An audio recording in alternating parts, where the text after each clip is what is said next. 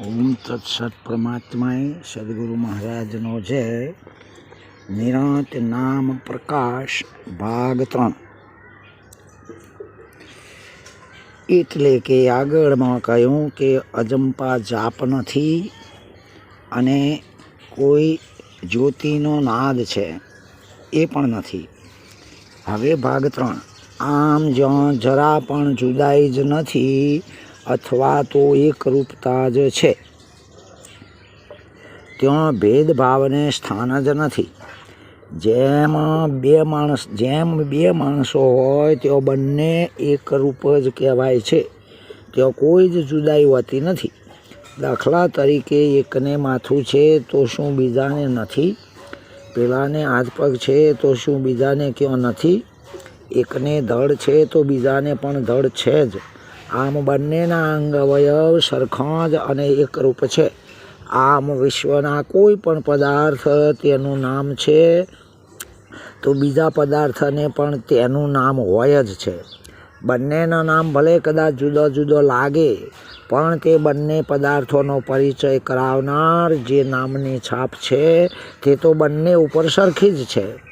વળી એક પદાર્થ તેના રૂપ કે આકારથી દેખાય છે તો બીજો પણ તેના રૂપથી જ દેખાય છે. તથા પ્રથમ પદાર્થ તેનો ઉપયોગ કે ગુણ બતાવતો હોય તો બીજો પણ એમ જ બતાવે છે. આમ એક પદાર્થમાં તેના નામરૂપ અને ગુણ છે તો બીજામાં પણ એ જ રીતે નામરૂપ ગુણ જ છે. કહેવાનો અર્થ એ જ છે કે બંને પદાર્થોમાં કોઈ જ જુદાઈ કે ભેદ નથી. આમ સમગ્ર બ્રહ્માંડ પણ તેના નામરૂપ ગુણથી સરખા તથા એકરૂપ જ છે, કોઈ જ વધઘટ નથી. એટલે કે નામરૂપ ગુણ થકી સર્વે સમાન દર્શાય, ચાર પિંડ બ્રહ્માંડે જુઓ એ જ વર્તાય. આમ નામરૂપ ગુણ આ ત્રણેય લોકનો મૂળ પાયો તથા બંધારણ છે જ. આ ત્રણેય જ્યાં જુઓ ત્યાં સાથે ને સાથે જ હોય છે. વળી આપણે આગળ માયાના ભેદ પ્રકરણમાં જોયું કે પદાર્થ માત્ર અધિભૂત, અધિદૈવ અને અધ્યાત્મથી જ બંધાય છે, માટે તેને ત્રિપુટી કહેવાય છે. આમ સમગ્ર જગત, તેનો કર્તા, ભોગતા તથા તેના જે વિષયો તમામે તમામ ત્રિપુટીમાં જ છે. આવો ઉઘાડો નિર્ણય હોવા છતાં પણ ઘણા દોઢ ડાયાઓ આંખો મીંચી દઈને ભાલમાં એટલે કપાળમાં ત્રિપુટી ખોળી રહ્યા છે. તો ભાઈ, ત્યાં તો ત્રિપુટી નથી પણ આપણા બાપનું કપાળ જ છે. તે શું ખબર નથી? ત્યાં ત્રિપુટી હોય તો પછી તેમને પૂછો કે કપાળમાં કરવામાં આવતો ચોલ્લો મોટો કે કપાળ મોટું, તો તેઓ સીધું જ જેવું છે તેવો જ જવાબ આપી દે છે. કપાળ મોટું તો તે પણ તેમનો જવાબ તેમના માટે જ બરાબર છે, કારણ કે તેમની નજરમાં કે નસીબમાં જે છે તેને જ કહી રહ્યા છે. કોઈ તો બે આંખો બંધ કરી પછી બંને ભ્રમરોની વચ્ચે જુએ છે તો તે પણ ત્યાં જ આગા પાછા થઈ રહ્યા છે. કોઈ તો માથાના ઉપર ખોપરીના તાળવામાં 10મો દ્વાર શોધી રહ્યા છે, પણ જેને ઊંધી મતી જ થઈ છે તેને સીધું ગળે ઉતરવાનું નથી. કોઈ તો બધા જ દરવાજા બંધ કરીને પછી પેટની ડૂંટીમાંથી કુંડળીની જગાડવા મથે છે. અરે ભાઈ, તું જ જાગને, બીજો તો છોને ઊંઘી રહ્યા. જાગવાનું પોતાને છે, જ્યારે બીજા જડને જગાડવા મંડી પડ્યા છે. અરે ભાઈ, ધ્યાન રાખવાનું છે ત્યારે આંખો મીંચી દેવા માંડ્યા છે. સંપૂર્ણ જાગવાનું છે ત્યારે બારોબાર વગડે ભાગવા માંડ્યા છે. શું કોઈ ભડક્યા છો કે શું એ પણ સમજાતું જ નથી. અરે, સારો રૂપાળો અવસર આવ્યો છે, હજુ તો ઘણું એ માગવાનું છે, જ્યારે ત્યાગવાનું શરૂ કરી દીધું. કોઈ તો નાની ઉંમરમાં હજુ કોઈ જોયું માણ્યું જ નથી અને અગાઉથી જ ગભરાઈ જઈને નાસી ગયા છે.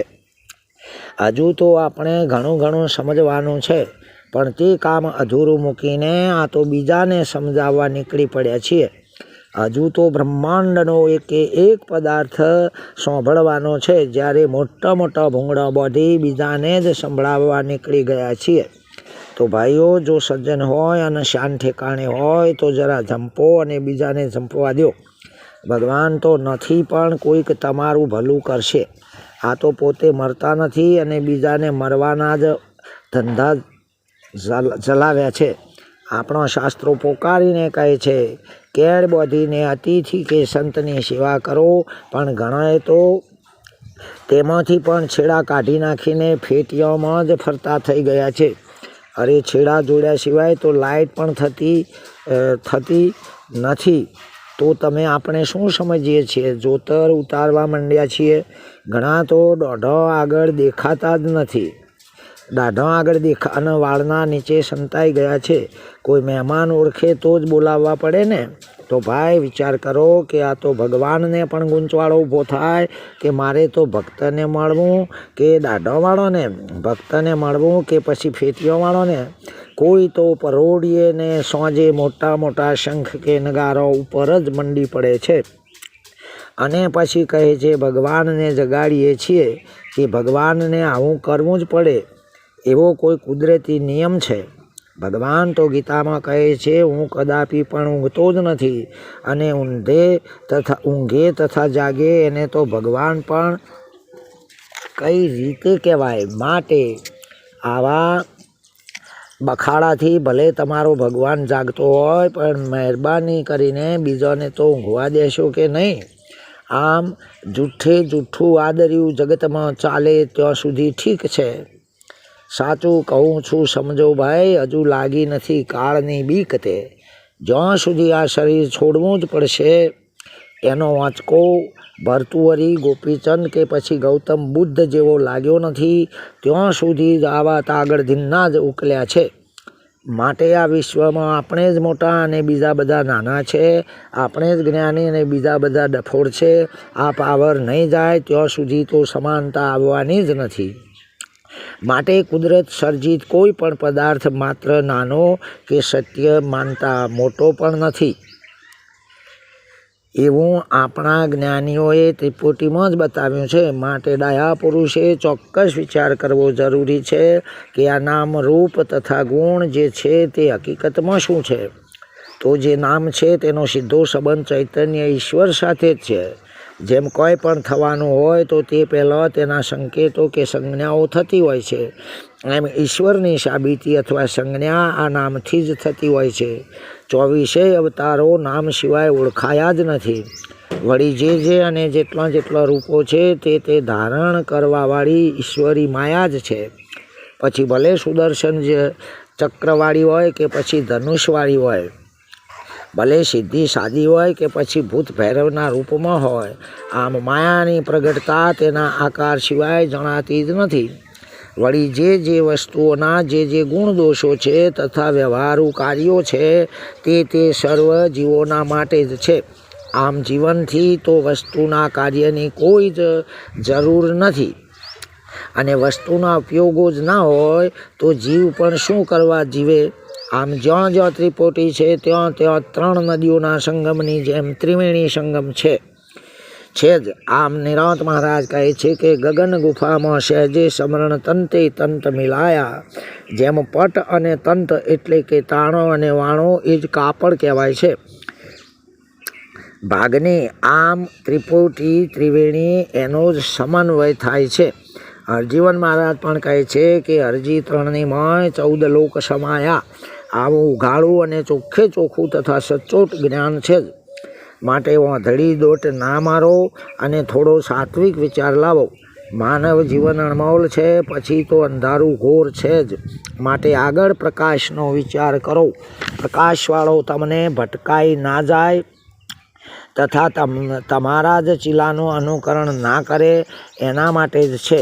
કારણ કે મહાપુરુષ છે તે કેસરી સિંહ છે તથા જે સપૂત પુરુષ તે કોઈનું અનુકરણ કરતા જ નથી અને ચાલેલા ચીલામાં પડતા જ નથી. બાકી સંસાર તો જૂની ધબથી ચાલતો જ રહેવાનો છે. આ તો રામ, સીતા અને લક્ષ્મણ વનમાં ગયા. કદાચ કાંટો કોકરો આવે તો એ રામને જ વાગે અને પાછળથી એક્સિડન્ટ થાય તો લક્ષ્મણને જ થાય. વચમાં સીતા તો મજા જ કરે ને. માટે આગળ મહાપુરુષો છે, પાછળના ને પાછળ ભગવાન જ છે. આ તો જેને મજા જ કરવી છે એવા જ વચમાં ઘૂસાઈ ગયા છે, પરંતુ ખબર નથી કે જેમ હોકામાં પહેલું પાણી હોય છે, ઉપર દેવતા એટલે અગ્નિ હોય છે, અને તે બેના વચ્ચે જ તમાકુ હોય છે, પરંતુ ઘૂંટડે ને ઘૂંટડે તમાકુનો જ ધુમાડો ઉડી જઈ ખાખ થઈ જવાની છે. આવી દશા જ માયારૂપી અગ્નિ વચગાળાના જીવોની કરશે. માટે નામ નૂર પ્રકાશથી ઝળકે રામકૃષ્ણાદી, આપ મતે કામ દામ ચામથી ધોળા દિવસે છે બરબાદી. કહેવાનો અર્થ એ છે કે ચેતી જવામાં મજા છે, હજુ કોઈ મોડું થઈ ગયું નથી. બાકી નામ પ્રકાશને ભૂલીને જે કામ કે કર્મવાદમાં પડ્યા છે તેમને ક્યાં ખબર નથી કે શંકર આગળ ખુદ કામ જ ભસ્મ થઈ રતી રોતી થઈ ગઈ હતી. કર્મવાદી વિશ્વામિત્રનો 88,000 વર્ષ પણ વશિષ્ઠજીના લવ સત્સંગે લાચાર થઈ બધું જ તપ ડૂલ થયું છે. વળી 44,000 વર્ષ કર્મમાં જ મથવાવાળો ચોંગદેવજી 16 વર્ષના બાળક જ્ઞાનેશ્વરજીને ગુરુપદે સ્વીકારે છે. આ બાજુ મહાકર્મકોંડી મંડન મિશ્ર શ્રી શંકરાચાર્યજીનો સેવક થયો છે, અને બૌદ્ધ કર્મવાદી તો ઘણા વર્ષે હવે જ ભારતમાં ફરકવા માંડ્યા છે. કર્મ તો આ દેહ છે માટે જ ભાષણ છે, પરંતુ દેહ જ ખોટો છે. પછી તેના મોય તથા તેના વડે થનારા કર્મ જો સાચા હોય તો કૃષ્ણ ખુદ એવું ના જ બોલત કે જ્ઞાનાગ્નિ સર્વ કર્મ ભસ્માણી. અને નિરાંત મહારાજ તો ચોખ્ખું જ ગાયા છે કે જુગતે જાડેથી કોઈ નીકળી શકે નહીં, હોય ભલે બ્રહ્માથી સવાયો, વિચારી જોને કર્મ કરી શું કમાયો. માટે કર્મથી તો ફળ જ બંધાય, પણ મુક્ત પ્રકાશ ના જ થાય. ઓમ તત્સત. પરમાત્માએ સદગુરુ મહારાજનો જય. ભાગ 3 પૂરો.